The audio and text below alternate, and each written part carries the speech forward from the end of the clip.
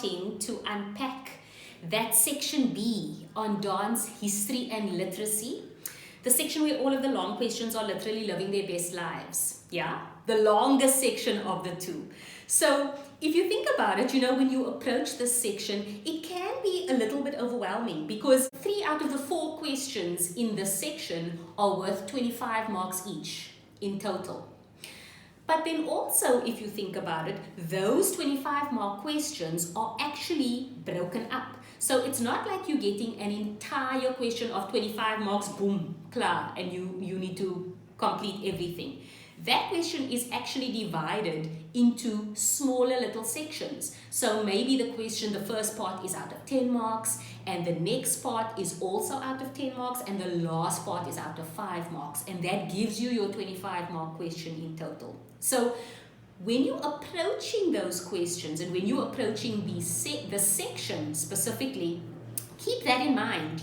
Sometimes you get a little bit overwhelmed because you think, oh my gosh, the mark allocation is so big. But when you look at it, there are actually smaller little pieces that make up that whole question. So approach it like that. Think of them as 3 little questions or 3 little mini questions, all related to the same topic, that gives you your mark out of 25. So hopefully if you think about it like that and you approach it like that, it will seem a little bit more manageable and less overwhelming and less intimidating to tackle. So in today's video, we are going to focus on the first question in section B, which is question 6, improvisation and choreography, the fun part of dance. Yeah. So remember, this question is linked to all of your practical experiences of improvisation in the class, as well as choreography. And remember, you've been doing a choreography pact in grade 10, grade 11, and grade 12. So it's linked to all of those experiences. But if we're thinking about choreography, it's actually linked to more than only your pact. Because if you think about your class, your dance class, think about all the exercises that you did. Think about your solo. Think about all of the group dances that you've done over the however many years that you've done dance. All of those were choreographed, probably by your teacher. All of those were choreographed by your teacher. So how did your teacher go about choreographing those exercises and your solo and putting those things together? Yeah? Your teacher probably chose specific steps, choreographed it to a particular piece of music that would suit those steps. Your teacher decided the sequence of how all those steps come together or how they progress one after the other, decided how they travel in the space. Yeah? So your understanding of choreography is actually a little bit deeper than what you think. What about your outside experiences of choreography? Yeah? Maybe you are part of a hip-hop crew where you perform dances regularly. Maybe you are part of a liturgical or spiritual dancing group at your church. What about dance on TikTok? Think about all those specific dances that are trending and choreographed to specific songs, specific popular music. Who choreographs those? Because that's also choreography. So, when we're talking about this part, you're bringing all of those experiences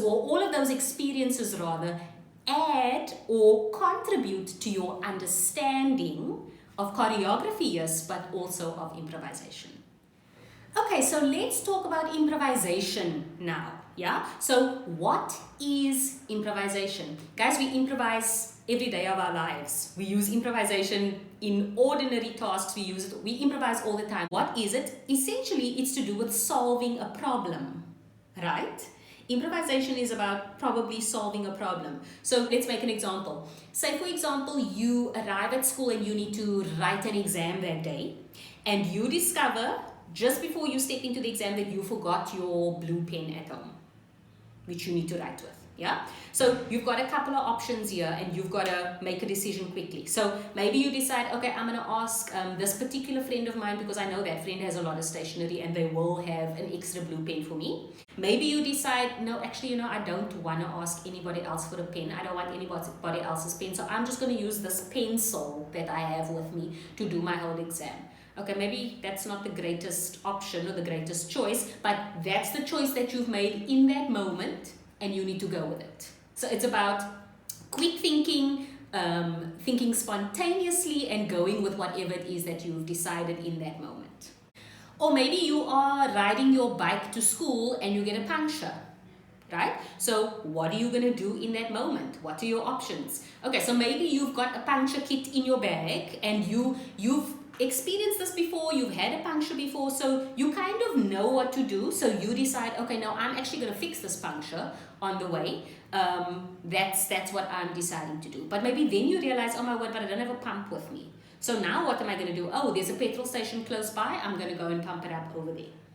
Or maybe you decide, no, that's really too much effort. I am not prepared to sit and fix this puncture now. I'm just going to push the bike to school. I'm going to walk the rest of the way and I'm just going to push the bike to school.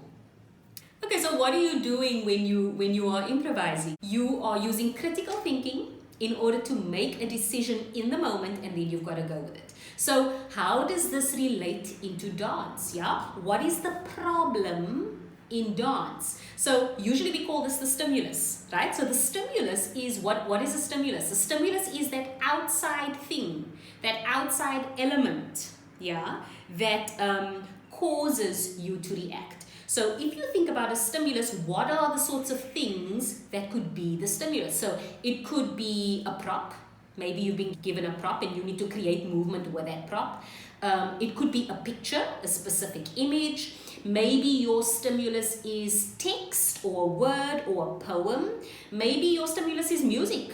Maybe that's what you need to be able to respond to. Maybe it's music. So when we are translating improvisation to dance, it is using creativity and critical thinking, yeah, to be able to solve your problem or interpret your stimulus creatively through dance. So if you think back, if you reflect on all of the improvisations that you've done in your class, what was that about? What are those improvisations about? Yeah, so it's about developing creativity. It's about thinking outside of the box. It's about taking risks, yeah, and it's about experimenting. And in that way, over time, you are developing the skill of improvisation as well as building up your bank of experiences so that you can use that when you are choreographing. Okay, so we've just spoken about improvisation, but now what is choreography then? Yeah? What is choreography? So choreography is also about solving a problem or works with a stimulus, and most of the time in choreography we call that stimulus the inspiration behind the dance work, or your intent, or your theme. Yeah, in other words, what is your choreography about? That is the problem that you are solving through your choreography. But now when we're talking about choreography versus improvisation, it's now about structuring those movements. So deciding how it's going to start, how it's going to end, selecting movements that are relevant to that particular choreography, and putting some kind of structure or form to them so that they become a dance piece. So if you think about one of your set works, for example, that you studied, let's talk about Revelations. If you think about Revelations by Alvin Ailey, what is the stimulus? Yeah. So, or what is the theme? So the stimulus for Revelations is oppression, or racial injustice, or racial segregation, or slavery. Yeah. That would be the stimulus or the problem or the intent. Think about your solo that you needed to perform in your practical exam. What was your stimulus there? Yeah, a lot of the time in your solo, you need to make meaning, or you need to bring across what the stimulus is for yourself. So even though your teacher selected steps and choreographed it, you needed to find the meaning, yeah, the intent behind the choreography. So in other words, you through the choreography, you are using movements to communicate whatever that theme or that stimulus or that intent is. So then how do those two things come together? If you are using improvisation as a means to choreograph, then that improvisation is no longer about just random improvising and experimenting with any ideas. Yeah, it's improvising then with a particular purpose. So you've got a specific task, and that improvisation, you are doing it in order to create relevant movements for that particular piece that you are choreographing. So think about when you're putting a piece of choreography together. You've now said, this is our theme. Our theme is about unity. That is our theme. But now do your movements that you've chosen reflect that theme? Yeah? Are they relevant movements to your theme? Or is it just classwork movements that you've thrown together and you've said, okay, that's our choreography? And it has no relevance to what your dance is about. Because then when the audience watches it, are they going to be able to make sense of your message or your intent in your choreography? Or is it just going to look like random classwork steps put together? Okay, so what are the things related to improvisation and choreography that you could be asked in this particular question? Right, so the first thing is you could be asked on improvisation, right? You could be asked on the different methods or the different ways in which you improvise. Remember, when you're improvising on your own, it's very different to improvising with a partner or within a group. Yeah, so think about those different ways that you've experienced improvisation. Yeah, contact improvisation if you've worked with another body, and what it was like to improvise on your own by yourself. Also linked to improvisation, you could be asked on the purpose of improvisation. Why do you do it? What is the benefit of improvisation in developing creativity? Does it cultivate creative skills or critical thinking skills? And how does that link to choreography? Then you could be asked on choreography and the choreographic process. So what are all of the things that are linked to when you put a choreography together? Yeah, so it's things like your performance space, your music or your accompaniment, your theme that you've chosen, the number of dancers, and then what you do with that. So you could be asked on the dance elements, yeah, the dance elements of space, time, and force. You could also be asked on the choreographic structures. So how do you structure the piece? How do you put the piece together? And then you could be asked to reflect on your own process. So your process of putting your grade 12 choreography pact together. Okay, so we've unpacked and we've spoken a little bit about improvisation in the first part of this video. So let's get into the detail now when it comes to choreography. So the question is, what do choreographers use? What are the things that choreographers use in order to bring their choreographic idea across? So before we even get into the movements that the dancers are doing, there are a couple of other factors that need to be considered first that are going to influence or play a big role in what or how you go about choreographing. Right? So what are those things? Okay, so it could be the theme, right? So the theme or the intent or the stimulus, as we said earlier on. So what is the piece about? Is it a narrative piece? Does it have a definite storyline? Or is it abstract? Yeah, so the theme or the intent and what the piece is about determines what you are going to choreograph. Then what about the performance space? So where is the piece going to be performed? Is it on a conventional stage? Does it use conventional staging like a proscenium arch stage or your school stage at school or your dance studio in your dance class? Is it that type of staging? Or is it non-conventional staging? Does it use a site-specific space? Maybe this particular choreography is choreographed at the beach, or maybe it's choreographed to be performed on a staircase, or it's in a shopping mall, so maybe it's a flash mob, yeah? So the performance space is also going to influence what and how you choreograph. What about the number of performers? So remember, choreographing a solo for one person is very different to choreographing for a big group. You can do different things with a big group. There are different possibilities there to what you can do with a solo dance, with a solo dancer. So the number of performers, whether it's a solo, a duet, a trio, a small group, a large group, is also going to affect the kinds of choreography that you can create. And then what about the oral setting? So oral, ear, not oral with your mouth, yeah? So oral, what you hear. So it has to do with the music or the accompaniment. What is the music or the accompaniment that you've chosen to go with this dance? Yeah? Is it pre-recorded music or is it live music? Does it use, is it instrumental sound? Is it popular music that is trending right now? Is it a song with lyrics? Is it maybe a poem or spoken word? Are you using silence in the piece? Are you using found sound? What is found sound, or sound that just occurs in nature by itself? So maybe you are choreographing in a space where there's lots of traffic and busy car, and you're using the sound of the cars and the hooting and all of those things as part of your dance. Maybe you're using body percussion to create sound for your dance. So the oral setting or the music and the accompaniment is also going to affect the kind of dance that you can choreograph or create. And then also your production elements that you have access to. So what production elements are going to help tell your story? So what sort of lighting do you have access to? Are you choreographing outside and are using natural light? Because that can create a very specific atmosphere and mood in your piece. Maybe you have access to spotlights and you choose to use that in your dance. Or maybe you have a projector, so while the dancers are performing, you can project something onto a wall that is going to help tell your story or communicate what your dance is about. What about props? Maybe your dance incorporates props in it as part of your production elements, or costumes for that matter. What are the dancers wearing in order to communicate what the dance is about?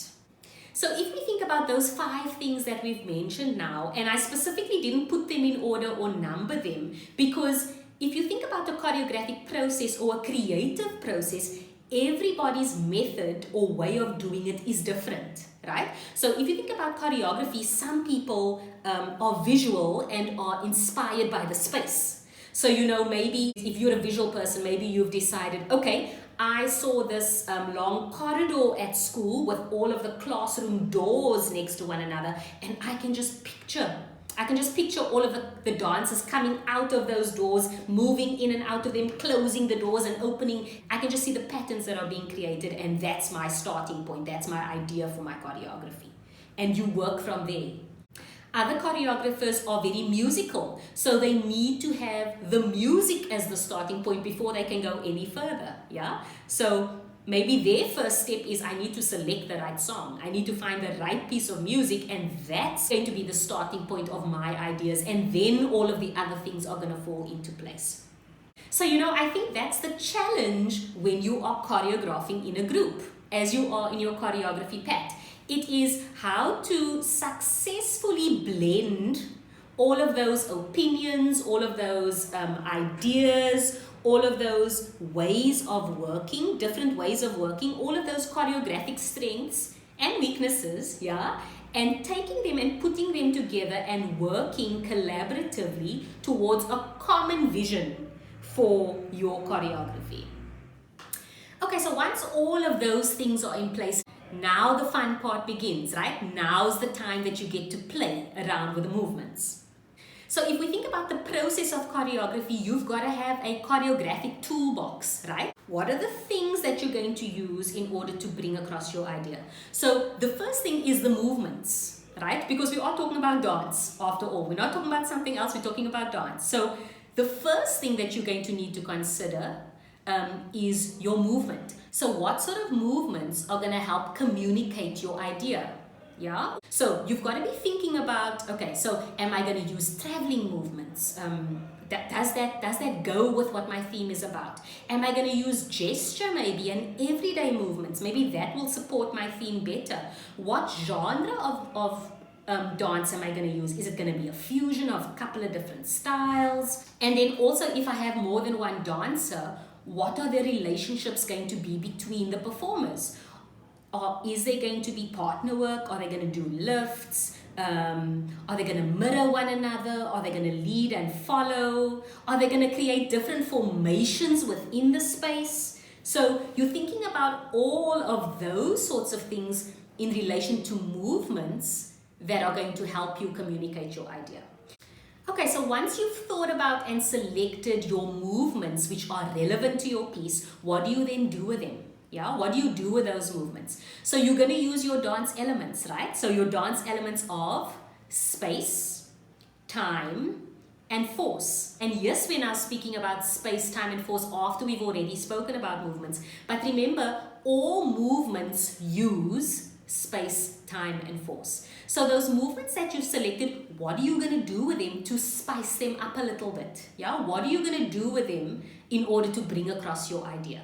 So if we're talking about space, what sorts of things are you thinking about here? You're thinking about what levels you're going to be using in the dance. You're thinking about direction that the dancers are facing. Maybe you're thinking about shapes and formations that they're creating. Do I want a symmetrical look? Do I want an asymmetrical look? Are the dancers connected to one another, or are they standing away from one another? So you're thinking about how you are going to use the space in order to communicate your idea. The second one is time, right? And time has to do with what? It has to do with the speed of the movements. It has to do with stillnesses. It has to do with unison and canon. So how are you using those things in your dance in order to communicate your theme? Does your piece have slower sections and then faster sections? Is there a time where there's just a stillness and maybe the dancers are just staring at the audience trying to intimidate them? So how are you using time, the dance element of time, in order to communicate your idea? And then the last one is force, yeah? And force is to do with what? Force is to do with weight and energy and dynamics. And remember, we spoke about energy and dynamics when we spoke about dance performance. Maybe you're asking yourself, okay, what sort of force or what sort of movement quality is going to help tell my story or communicate my idea? So are the dancers using a lot of energy? Are they using a little energy? Is there variation? Is there contrast in what they are doing? Maybe my piece is about power and strength, so I want the movements to be powerful and strong. Maybe my piece is about being fatigued and tired because it's been such a long grade 12 year, and so all my movements are just going to be floppy and collapsing. Yeah? So you're also thinking about how you're going to be using force to communicate your idea. Of course, and then linked to space, time, and force, you're also thinking about choreographic structures. So some of the things that we've mentioned already in space, time, and force, they actually are choreographic structures. But remember, this is about how structures, as the word structure says, this is about structuring your dance, how you go about putting the pieces together. So how does it start? What happens in the middle? How does it end? Are there sections that are repeated?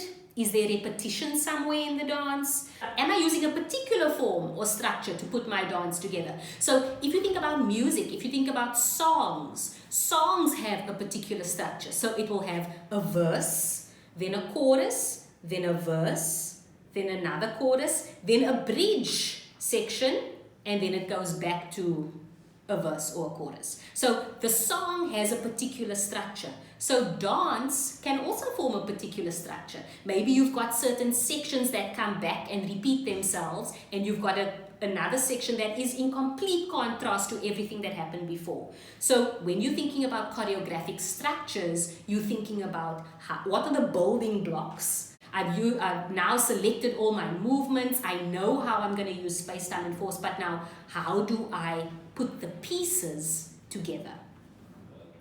So remember, in this question, you could be asked to conceptualize or to come up with an idea for choreography. You could also be asked to reflect on your own experiences of choreography and improvisation.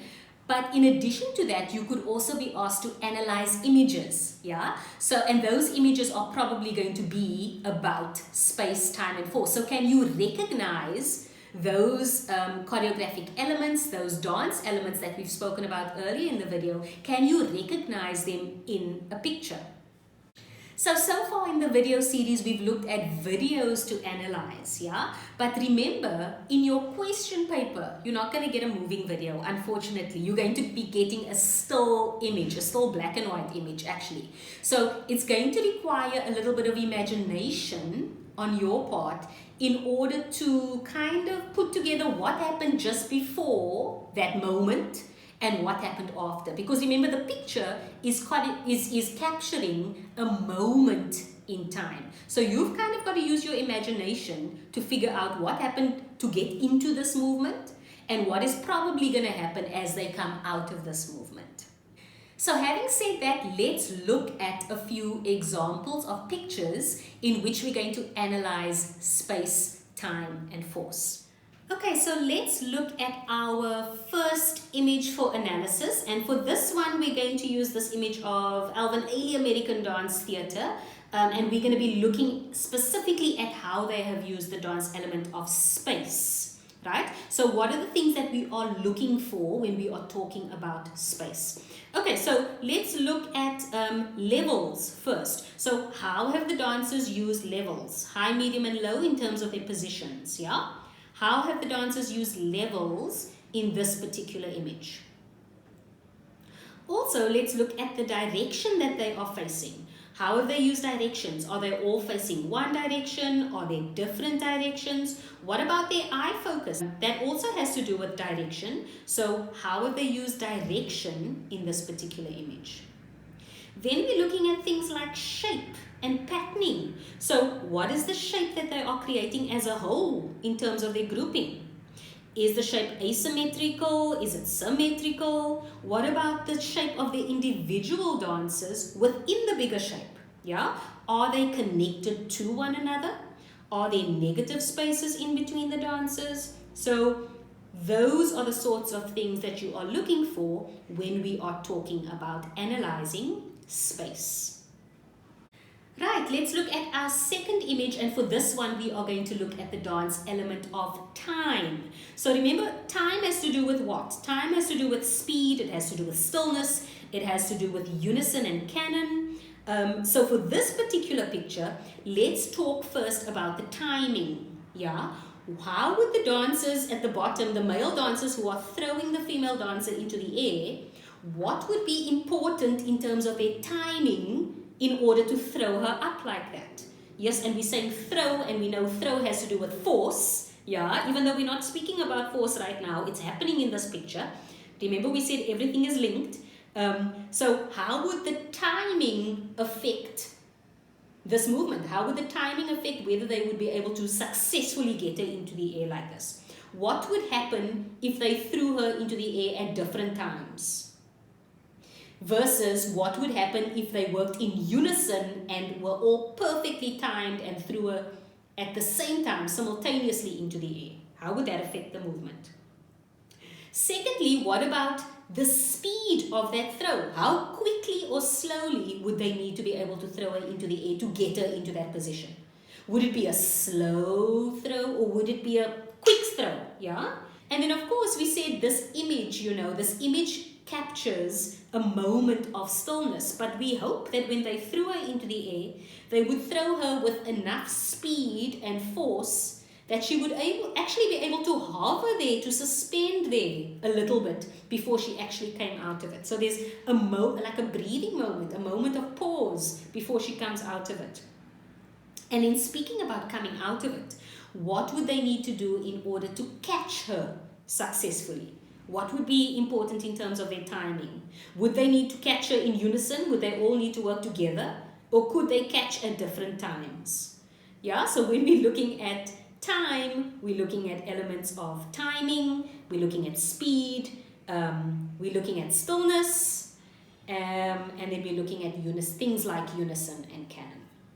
Okay, and then the last image, let's look at these two dancers, and now we're specifically looking at the dance element of force. So remember, we said force has to do with weight, it has to do with energy and dynamics. If you look at these two dancers, how are they using weight? Yeah, are they using counterbalance? Are they using one another's weight to balance one another? And in this image, are they actually pushing in towards one another, or are they pulling away? So have a look. What do you think? Are they pushing in towards one another, or are they actually pulling away from one another? And what happens if the one decides they're not going to push or pull? What happens to the movement then? Yeah? In terms of their energy and their dynamics, are they using a lot of energy? Does this movement require a lot of energy, or does it require a little energy? Yeah, and what are some of the words that we could use to describe their energy and dynamics? So if you look at the movement, is it sustained? Yeah, do they look like it's constant and held and flowing? Or do you think they would have gotten into this movement quickly? Yeah. Also, if you look at the movement, is it suspended? Remember, we spoke about suspension a little bit now in the previous picture as well. Does it look like there's a moment where you can breathe in, where it's hovering a little bit before something happens? Or does this movement look floppy, like they're collapsing? Yeah, so it's also about finding the words to describe the energy and the dynamics of the movement shown in the picture. Okay, so in this picture, you really need to be able to demonstrate your understanding of the dance elements, space, time, and force, and the choreographic structures, and how that links to your experience of improvisation and choreography. Alright guys, that wraps up question, what is this question number? I don't even know anymore. That wraps up question 5 on improvisation and choreography. As always, if you've got any questions or comments on this particular question, feel free to leave that down in the comments box below, and I will see you in the next one. Bye.